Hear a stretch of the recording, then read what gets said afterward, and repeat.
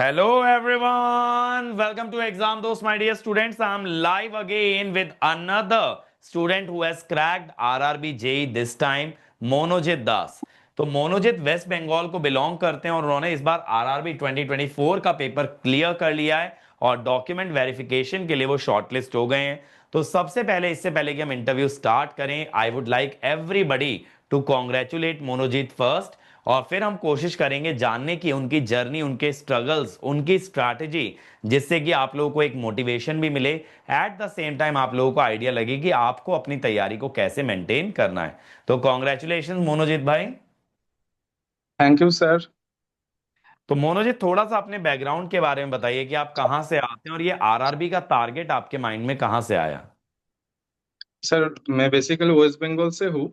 मैं सर 2015 में बीटेक किया हूँ, पास आउट हुआ हूँ।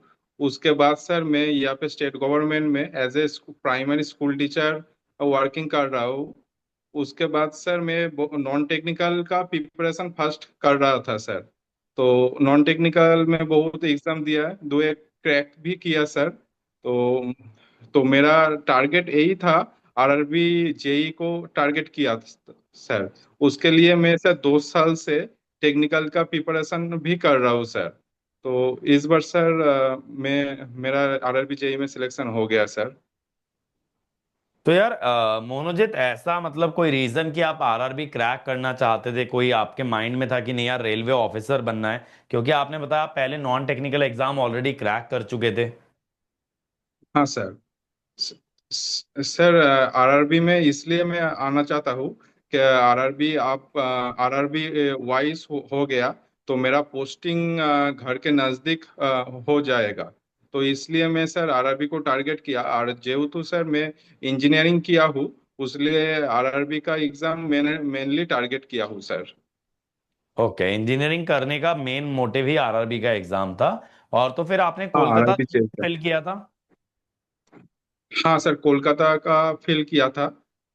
ओके। कोलकाता आरआरबी को चूज किया क्योंकि मेरा घर कोलकाता में है सर। और इस बार आपके मतलब कितने मार्क्स बने?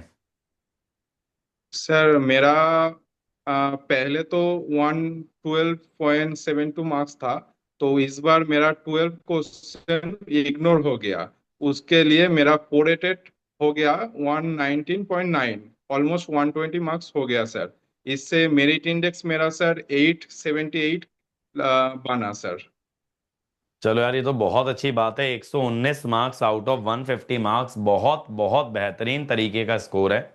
तो यार मुझे ये बताइए, जैसा आपने बताया कि आप पहले नॉन टेक्निकल के पीछे जा रहे थे, फिर आपने डिसाइड किया नहीं यार 2 साल से कि यार मुझे आरआरबी क्रैक करना है, मुझे टेक्निकल के पीछे जाना है। तो टेक्निकल हाँ सब्जेक्ट्स में कमांड अगर बनानी है किसी बच्चे को, तो किन चीजों पे ध्यान देना चाहिए और कैसे टेक्निकल में अच्छा बना जा सकता है? सर, पहले तो मैं थ्योरी प्रति सब्जेक्ट का थ्योरी पढ़ा। उसके बाद से मैंने सर क्वेश्चन सॉल्व किया, प्रीवियस ईयर जॉब सब एग्जाम का क्वेश्चन सॉल्व किया। तो उससे मेरा सर बेसिक्स क्लियर हो गया थ्योरी पढ़ने से। उसके बाद जो एडवांस लेवल का क्वेश्चन है सर मैंने वो सब सॉल्व किया। वाईसीटी का जो एई का बुक है, मैं सब सॉल्व किया सर। तो वाईसीटी के बुक को आपने कंप्लीटली सॉल्व किया, पहले आप थ्योरी के पीछे गए।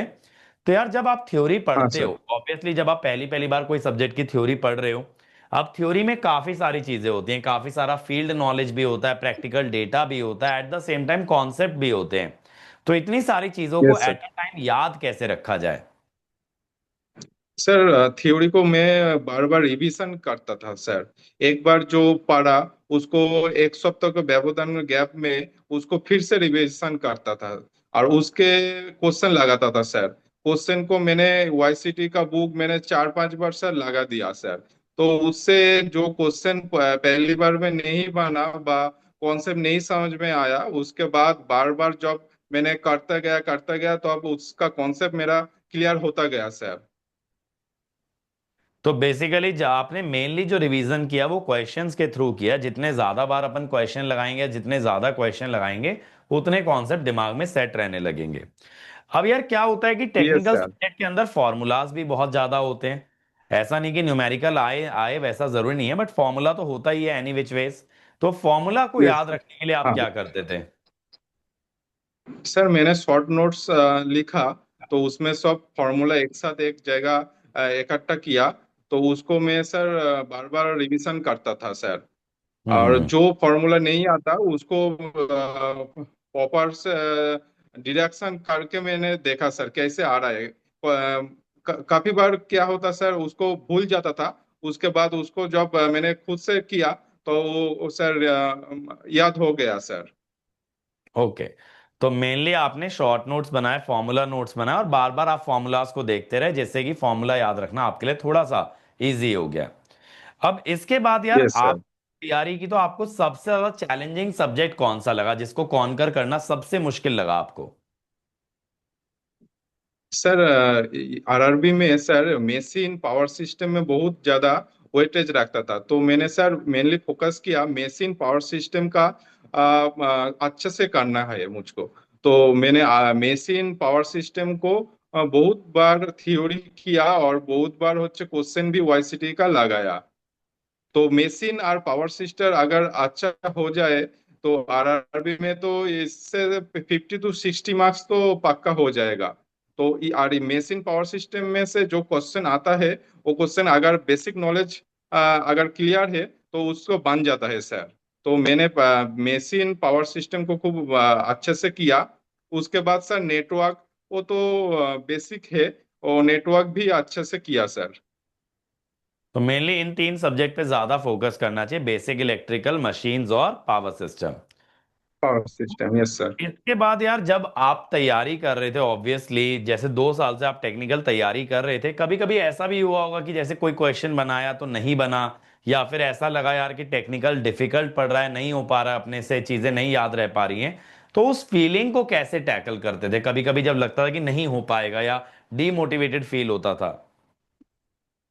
हाँ सर, प्रिपरेशन जर्नी में बहुत ऐसा लगा हो पाएगा। मगर सर बार बार एक ही मेरा ध्यान में था, आरआरबी जेई को इस बार क्रैक करना ही चाहिए। तो मेरा एज भी बहुत हो गया, इस बार ही लास्ट टाइम मेरा लास्ट अटेम्प्ट था। तो उसके बाद में उस सब्जेक्ट को, उस चैप्टर को मैं फिर से रिवीजन करने लग गया। थ्योरी जहाँ पे मेरा प्रॉब्लम हो रहा है उसको बार बार देख रहा था।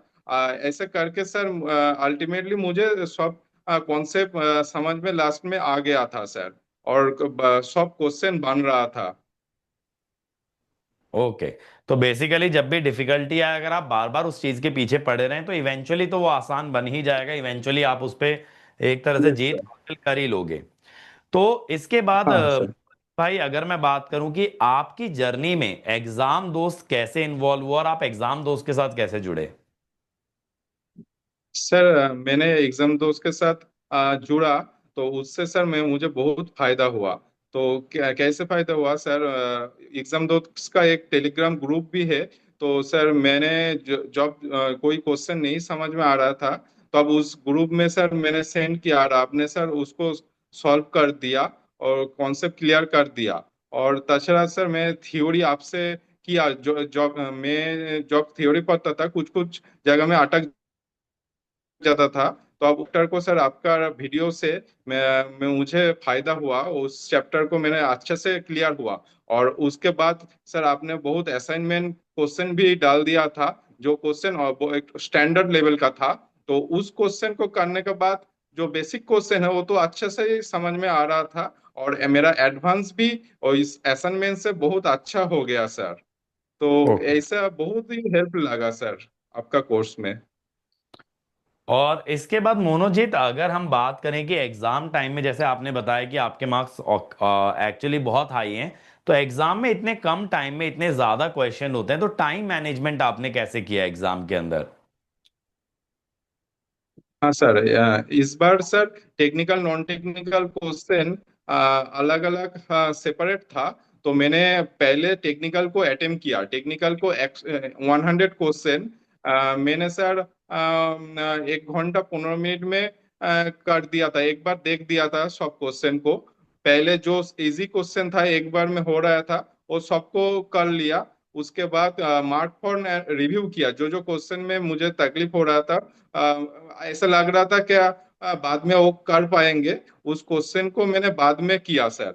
उसके बाद टेक्निकल 100 में फर्स्ट चांस में मेरा 86 हो गया था, अटेम्प्ट 86 हो गया था। उसके बाद सर नॉन टेक्निकल को मैंने किया, 50 में से मेरा नॉन टेक्निकल 41 आंसर किया। नॉन टेक्निकल ठीक ठाक क्वेश्चन था, तो नॉन टेक्निकल भी अच्छा मार्क्स हुआ। तो उसके बाद जो मार्क पर रिव्यू किया था क्वेश्चन, उसको मैंने देखा। उसको देख के टेक्निकल में और भी 7-8 क्वेश्चन मैंने अटेम्प्ट किया था सर। तो ओवरऑल मेरा अटेम्प्ट 134 था 150 में से। तो सर इसमें 12 क्वेश्चन इग्नोर हो गया, इसके लिए मेरा प्रोरेटेड जो स्कोर ऑलमोस्ट 120 हो गया सर 150 में से। तो यार मोनोजीत, जब आप एग्जाम दे के निकले तो कभी आपको ऐसा लगा कि यार सिलेक्शन तो हो ही जाएगा, कॉन्फिडेंट था, या फिर थोड़ा लग रहा था यार पता नहीं कैसा हुआ है, क्या अच्छा गया है या नहीं गया है, सिलेक्शन हो पाएगा या नहीं हो पाएगा? उस समय पे कैसा आपका फीडबैक था? हाँ सर, जब मैंने एग्जाम दिया तो मैंने अटेम्प्ट से मुझे ये मालूम तो हो गया था मेरा एग्जाम अच्छा ही हुआ। तो एक अच्छा नंबर मैंने एक्सपेक्ट कर रहा था। तो और बहुत सारे मॉक भी मैंने दिया था सर। तो मेरा एक्यूरेसी बहुत अच्छा ही था मॉक में। तो मैंने तो समझ गया था 134 अटेम्प्ट किए थे, उसमें मेरा काट छाट के 110 के प्लस हो ही जाएंगे। तो ऐसे जब रिजल्ट दिया तब मैंने देखा सर 112.72 मार्क्स था।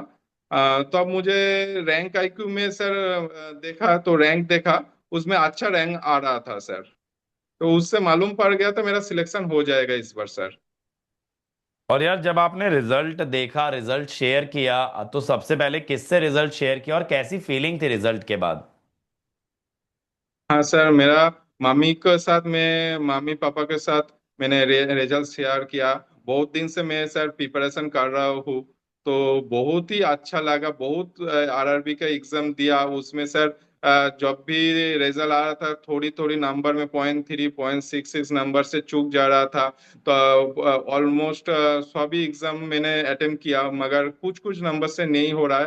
तो जॉब रोल नंबर देता था, रिजल्ट नॉट फाउंड ऐसा देखा रहा था। इस बार जॉब मैंने देखा सर, बहुत ही एक्साइटेड हो गया, बहुत ही खुशी हो गया सर। मेरा मम्मी पापा भी बहुत ही खुशी हो गया सर। मेरा इस चलो बार लास्ट बहुत अच्छी अटेम्प्ट था बात सर। है। तो हाँ अभी सर। सेलिब्रेट किए अपनी सक्सेस को कि अभी तक सेलिब्रेशन नहीं हुआ है? सर थोड़ी बहुत सेलिब्रेशन हुआ है। अब भी sir document verification and medical examination बाकी है। उसलिए वो हो जाने के बाद सर, फाइनल पैनल के बाद और भी सेलिब्रेशन होगा सर। चलो यार बहुत अच्छी बात है मोनोजीत, आपसे बात करके बहुत अच्छा लगा, आपकी स्ट्रैटेजी जान करके।